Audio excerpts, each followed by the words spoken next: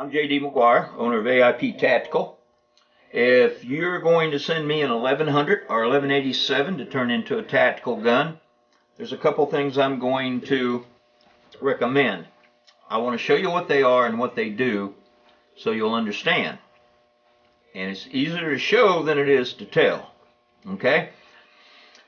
If you do not have a tactical carrier on 1100 or 1187, that is one of the best upgrades we can do for you. Okay? And this is what it is. It has an extended release. I'm going to cover that part. Most of the the 1100 releases are little buttons about that square. See how this one's extended? Well, I'm going to show you how it works. Okay? This is 1187 Police. Hey, nice, huh? This is mine. As you see, it has a tactical carrier on it. Now, first off, what we're going to do is, Jason, verify that that's empty. It's empty. And verify that these are dummy shells. Those are dummy shells. All right. Now the dummy's going to pick up the dummy shells, okay? Now, because of this extended release, have you got that there? Yeah, I got it. It allows you to load this thing just like an 870, that quick. See? Because it hits that longer release. All right? That's the benefit of that. And I'm going to show you how to install it. All right? It fits the 1187 or the 1100. In fact, the 1100 Tactical comes with this carrier, and the 1187 Police does. But this is also an advantage on your 1100 hunting guns or even your trapper skeet guns. It is a solid upgrade. Now they got other things out there that are aftermarket. I'm not going to say the name of one of them, but the initials of it are Easy Loader, and they're a booger to install, and you got to do some modifications to the gun. Folks, you don't do anything but put this on, and this is from Remington. It's OEM. So we're going to show you. Now, you zoom back down here. First thing we're going to do is just to remove the carrier. Now this is an armorer's tool. It's called a silver bullet. It's nice to have when you do a lot of this. But on my videos, I use whatever you have laying around. Why go buy this tool to use it once or twice? Alright? Number 2 Phillips screwdriver. Now, unlike the 870, the 1100s, the semi-automatics come with D-clips on both sides of the barrel pin. Okay? Now we're going to push this pin out that way and take it back that way, so we're just going to take off this side. You simply get under your D-clip, rotate it off, and then set it there where you'll find it and not knock it off on the floor.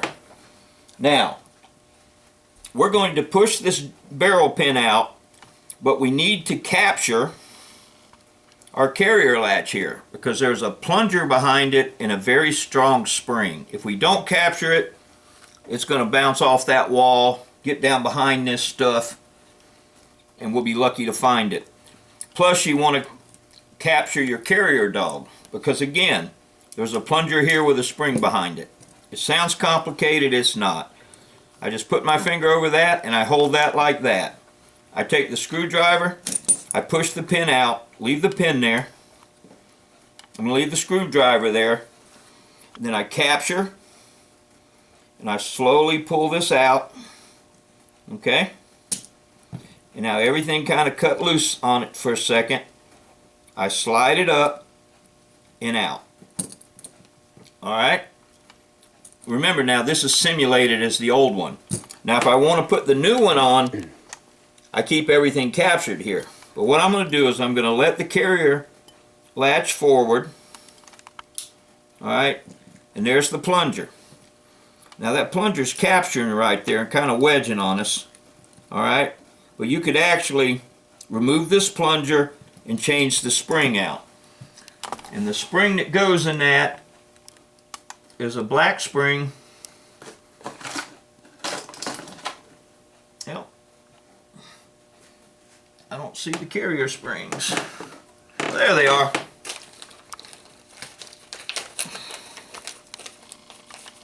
that's what's behind it. Model 1100 carrier latch spring. Same one for the 1187. Okay?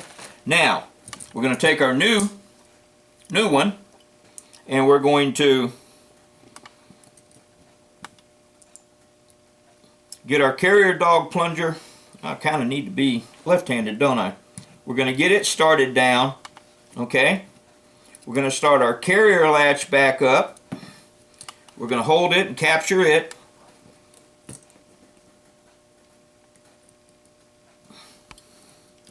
We're going to slide our carrier over.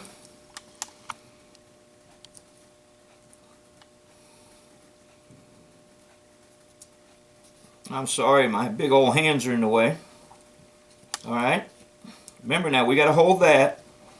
Then we want to get our carrier dog right under that little ear right there. That little, right there.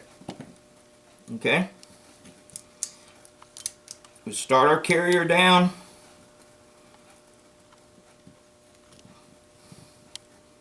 Push it down, push it down. Get our screwdriver through. There we go. Jason, you think they saw that? My hands are in the way a lot. Well, if you can do it with no hands, I'd like to see it. Alright, good point. Then we're going to put our pin back on, our barrel pin back on, and as we want a constant pressure on this barrel pin so that the screwdriver lines it up, okay?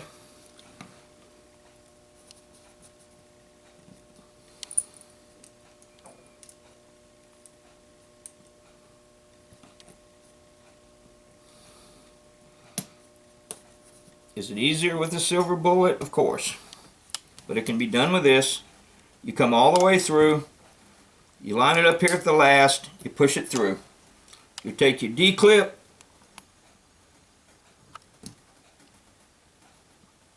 I'm sorry.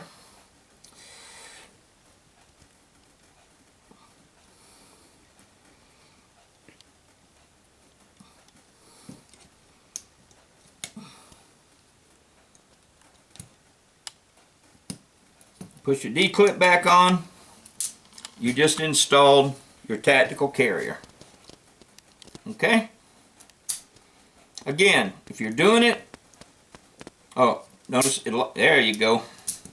It locks, push the button, it releases. Let me show you this. A lot of guys say, well, it won't lock.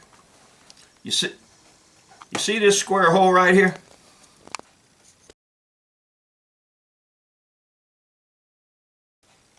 Okay. If you look right there, that notch goes into that square hole. If you're off to the side and that thing is not trapping it, your carrier is not going to work for you, folks. Okay? There it is. It's locked in. If it's loose, this thing's going to keep. And sometimes you'll bend it just slightly. We'll just stick it back in there and just every little slight, push it back over. All right. Again, if you have any questions, folks, give me a holler.